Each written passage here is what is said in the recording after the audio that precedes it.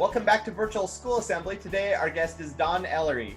Dawn has spent her career in the corporate world of human resources with a master's in human resources and accreditations in the field of benefits. Dawn manages benefit plans and wellness plans, including those that support mental health. Dawn uses her insight from years in HR and from working through her own struggle with depression to bring light to the need for strong mental health foundation for everyone. I'm really excited to have Dawn. Obviously, this is an issue that's really important for kids right now, but I think it is for forever, moving forward, this is something that we so need to hear. So excited to hear your story, Dawn. Let me hand you the virtual microphone and the stage is yours. Thanks, Tyler. Very excited to be here. And like you said, the topic of mental health has never been more prevalent.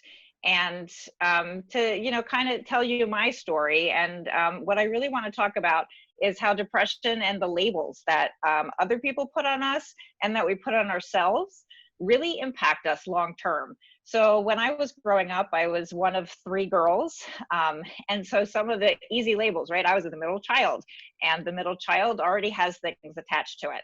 And I was the athletic one of the three of us. I had an older sister who was the creative one and a younger sister who was the intelligent one. And while nobody said, Dawn, you're not intelligent, and Dawn, you're not creative, I thought of myself as athletic.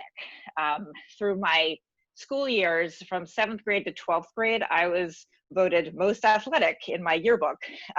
So it really sunk in for me, and I wanted to please, and I wanted to please my parents. So I got recruited to college for high jumping. It was a place in my life where I had a lot of confidence. I was had very low self-esteem, very low self-confidence. And if you attach the depression to that, which was not something that was diagnosed when I was a kid, it was a heavy weight. And once I got to college, that weight it intensified, but it was no longer about pleasing my parents, because it was just about me getting into school. That's all they wanted for me. And once I got there, I felt lost. My mother had wanted me to go into athletics and go into physical therapy. I couldn't handle the chemistry. So then that made me feel like, yep, so I'm not smart. So all of these things played into the labels that I was carrying around. And I never thought about what I wanted or who I am. And I didn't do it until later in life. And these things weighed on me again. So, the one thing that I'm trying to teach my children, and think about the labels that I'm placing on them, right? I have a boy and I have a girl, and my daughter has a very different personality, and my son has one similar to me.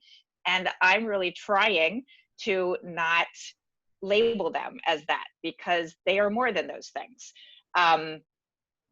It's been a long journey for me. So when you're thinking about who you are, who you want to be, it's not something you're going to answer now. You're not going to answer it listening to this. You're not going to answer it in a week, and you're not going to probably answer it as a child in school, right? But give yourself the opportunity to think about it. Think about the things that are going through your mind and how they got there, because a lot of labels that people give us are well-intentioned. Saying that I was athletic was well-intentioned, but since I never thought of myself beyond that, I never looked into my interests and saw how those, the passions that I had, I never looked beyond it, and they really weighed on me. So the labels are sometimes good, sometimes not so good. Don't let them have power over you. Look beyond that.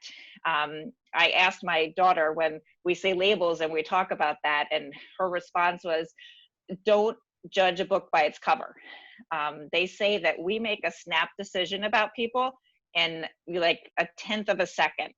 And so I think it's important for both us and other people that you look beyond just first impression. You look beyond the first thing they say and the first thing you think of. Because a lot of times when I think back to the labels that I had, or some of the things that stuck with me over years, it says more about the people who were giving those things and saying those things about me than had anything to do with me.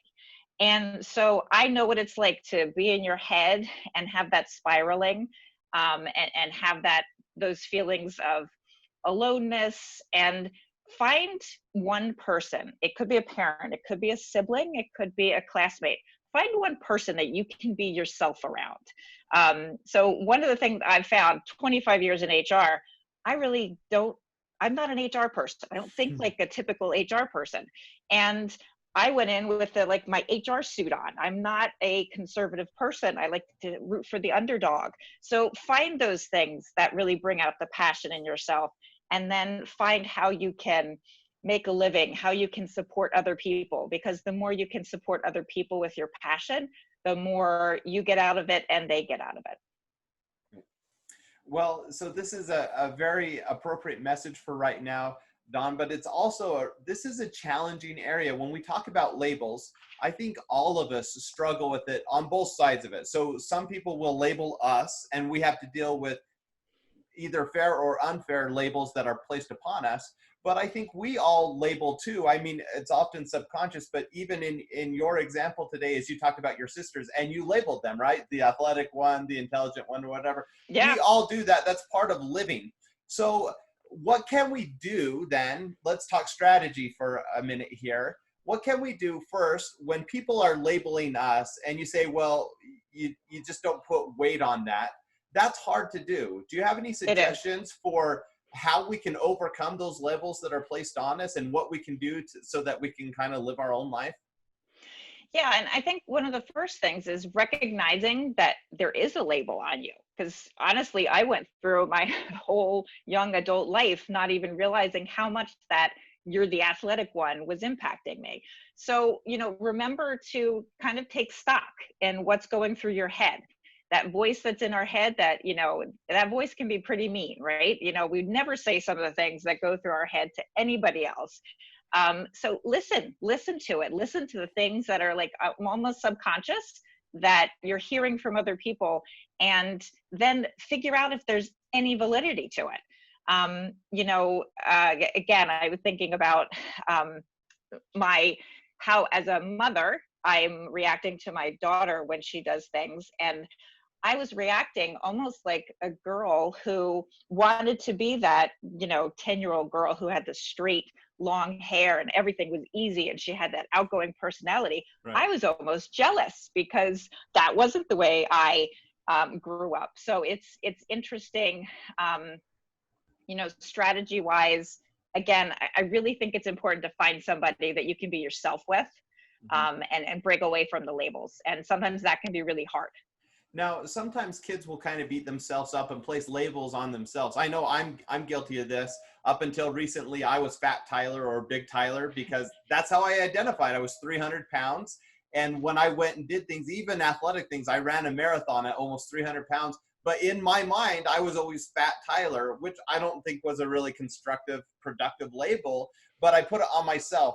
Are there any things that kids can do to avoid putting labels? Any thoughts on that? I mean, I don't know if there is an answer to this question. Just don't do it, but yeah. any ideas or thoughts on that? So I love quotes, and one of my favorite quotes is "Do one thing every day that scares you." And life starts outside of your comfort zone. Two of my favorites, because I know it's so easy to sit in where you are, right? Your own space. It's comfortable. Even if it's painful, it's still comfortable. So anything you can do to push your envelope, that's where we grow and that's where we learn. And it's scary.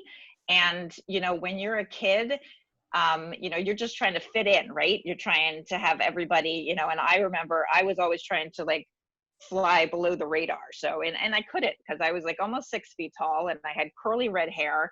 And, so part of me was trying to stay under the radar. The other part of me was fighting to get some acknowledgement. And so it is a tough, that's a tough question. But I like the idea of trying to just push the envelope a little bit, even if just a tiny, tiny bit. Yeah, no, that's a great idea. When we're working on actively doing more and being more, we don't have time to label ourselves. We don't have time to dwell on things because we're Right. working on being better. So I think that's a fabulous suggestion. Now, it's also, actually, I want to talk about this other thing first, and we'll get on to labeling other people. But right Yeah. now, we live in a very politically charged climate right now, where there's a lot of labeling going around because of different events. I'm thinking in particular of Black Lives Matter right now. And as a country, I think already a lot of good has come from this, that we're trying to understand other cultures, other races, and I think there's some good things. But we're also more aware of labels that have been put on us, either justly or unjustly, because we were born in a certain neighborhood or we have a certain color of skin, and things like that. As far as moving forward as a country and trying to treat people equally and fairly, do you have any thoughts on what we can do, especially what kids can do, so that they're not just buying into labels that society puts on, but that they're truly trying to understand and get to know people? Yeah, and I think that goes back to getting to know yourself. Mm-hmm. When you have a good base with who you are, and I don't know if I like the word morals or core values. Maybe would be a better thing. Sometimes that's tough when you're a kid and trying to figure that out. But knowing who you are, and it's interesting because I think like the kids that are my kids' age, 12 and 13, don't think like this. So this has almost been an eye-opening experience for them to understand and see when you go down a road and you're somebody else that isn't you. Right. I think it's a really tough question for them, but I think eyes open, and sometimes, I hate to say it, your parents have ideas and your parents have thoughts, and they are not yours. Right. You might buy into some of them, but hopefully they have an open mind and they're willing to listen to your comments, your questions, your thoughts. If they don't, then sometimes it's better maybe not to have those conversations with that person. You find a person that you can have those open conversations with. And again, finding that person that you can be yourself with is really important, I think. Well, and hopefully you have that support system at home where that can be your parents or that can be your siblings, but that's not always the case.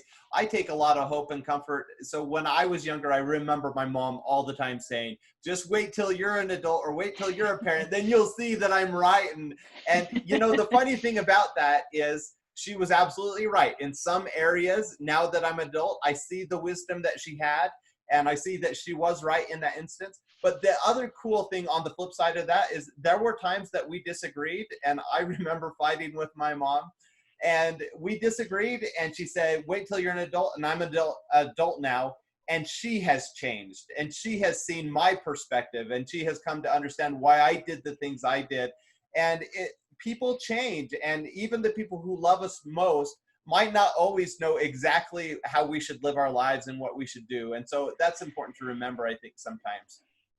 It's very important to remember. And I honestly, I'm closing in on 50 and still going through and trying to work through my childhood, right? And Right. unfortunately, it sticks with us for so long. Mm-hmm. And it sounds like you had a great mom. I didn't, she wasn't somebody that I related to. So I've recently heard the term family of origin. Mm-hmm. You can't choose them, right? Right. And I have sisters who are a little tough to talk to. I didn't have that support in my family. I had it with one coach that I found who was a really good influence on me and somebody that I could relate to. So it is tough. But now I think kids do have more resources in schools. Find, if maybe it's an aunt or an uncle that they can talk to, that they can open up. It's very hard to open up about things like depression and anxiety, but keeping it in and holding it in, I can attest to, you get very good at it, and it's not healthy. You can't be your best self when you're doing that. Yeah. Well, I love that you bring up that you're right. You can't control your family of origin, but you can control who else you bring into your circle, right? And just as you Yes. mentioned with a coach, I think even so, my parents were amazing growing up, and they were so supportive, and even today they're so awesome. But that doesn't mean I didn't have other adults in my life that I look to in certain areas. My parents didn't get me as an athlete. They didn't get me in certain areas of my creativity, but there were other adults in my life that I could turn to, and there were teachers and there were coaches and things. And so Yeah. everyone has the opportunity to bring those people into our lives, whether it be friends or adult figures. So that's a really good point. Now, Yeah, can I yeah, go just ahead. add to that, Tyler? Because when we're thinking about labels, when I was growing up, I was shy. I was self-conscious, and unfortunately, even in the corporate world, you see people gravitate sometimes towards the extrovert, and I was a big introvert, and I think sometimes even adults, put a label on that, right? Like I was standoffish, or I was this, I was shy, and I was scared, and so I missed out on some of those probably relationships because of that. So that's one thing that if anybody feels that way, just if you can find the courage, if like write a note to somebody and say like, I'm struggling, or I would love to meet with you after school if it's a teacher that you relate to and would just love some guidance from them, find that person, because I think it can really help us. Yeah. So that's where I was going with my next question anyway. So let's dig into this a little more. One of the challenges that kids have is when they're suffering, when they're anxious or depressed, they're not likely to reach out to anyone, because most people, the tendency is to hold that inside, and it's really self-destructive. If you do that, eventually there's a point where you're going to crumble, and it's just not going to be very healthy. So what's your advice for kids that maybe are struggling? Maybe their anxiety is off the charts right now with COVID, or they're suffering from depression, and they don't feel like they can go to their parents or a sibling. What would be your recommendation on who they can reach out to, and maybe the way that they should be reaching out to others? Yeah, so I have no relation to that when I was younger, because I wasn't able to do that, right? Mhm. And I wish that we had the resources that you do have now. And I think, um, you know, listen to what other people are saying, because again, unfortunately, people who suffer from depression and anxiety don't don't let it be known, but there are things that you see, and when you can relate to them, it's something that you might find somebody else. If you don't have a parent and you don't have a sibling, and you don't have you can't ask your parents to say like, hey, can I go talk to somebody? See if there's friends that you have that you see some of the same things that you do, and see if you can recognize them, and see if you can say like, hey, I'm going through this right now, because I know from a work perspective, this is not a, easy topic, but when I see some of the things that people are doing, and that I know that I do because of anxiety and depression, and I share that with them, it gives them the space and the strength to share it back with me, and then we have a common ground then. And I think it makes people feel safe, because one of the worst things that you're feeling with this is that you're alone, and that there's something wrong with you, and no one's going to understand. And one thing I tell my kids, because of everything I've gone through, there is nothing going on in your head right now, as awful as it might be, that I haven't had in my head, and Right. that you can't tell me. So again, it is tough when you don't have the parents. Um, I think when I first discovered I suffered from depression, I was like 30, and my father was like, I don't really believe in depression. Right. Like, okay, Suck it up. that's not really helpful. Yeah. Yep. Yeah. So I love what you're saying here. I do have one area of concern, and so I'd like to address that. If kids are reaching out to others, I totally see where it's important to talk to people who might be going through similar things, might have similar issues, and because they have true empathy, right? They'll understand what you're going through, and so seeking them out is great. However, I've also seen when kids have done that, they find themselves in a very negative space where people are just venting about everything that's horrible, and then it can spiral downward. What's your suggestion about what you can do to avoid being in a negative space so that you can be productive in those conversations? Yeah, and that's a really good point, Tyler. What do they say? You are the people you surround yourself with. Mm-hmm. And sometimes I think that people find themselves drawn to people that are, kind of the same. So I completely have had that feeling before, where you're all of a sudden just, people are complaining and you get sucked into it and it makes you feel worse. So, I don't know, like seek out the I hate to say the happy bouncy people, Right. because they're struggling now too with what everything that is that we're going through. Um, there's so many resources online for kids who need some place to just find somebody to talk to. And again, that's probably a little scary too when you say the internet and someone to talk to. Right. So Right. and you're the teacher, and I will maybe leave that more to you. It's just the idea of finding someone in your circle that is someone you can relate to, somebody that you can feel that you can open up to. Yeah, that's a really good thing to think about, because Yeah. Well, yeah. and so I agree. I think if you do have people like you, and maybe some of them are negative, as long as you have a few of the happy people, as you refer to, Yeah. it will balance out and it will work out. And when you go online for resources, as the teacher, my caution there is, when you are looking for help, it is totally okay to involve other adults. And you have other adults who aren't online in your real world that can help you navigate the online waters. So reach out to a coach, reach out to a teacher, to an adult that you trust, and they will help you Right. find the resources that you need. And that would Yeah. be awesome. Well, Dawn, thank you so much today for sharing part of your story with us, and so much great advice. It's been wonderful to hear from you. Any last words of wisdom to our kids, or if they want to connect with you in any way, is there a place they can find you online? Anything like that? Pretty much on LinkedIn, where I Okay. spend most of my time. And again, I love quotes. So the one that's been most impactful to me lately is, wherever you go, there you are. You have to really get comfortable with yourself and loving who you are before you can share it more with everybody else. And the things right now that make you kind of cringe about yourself, that are different, those are the things that really make you stand out and be special. Absolutely. So embrace them. Thank you so much. What a wonderful message.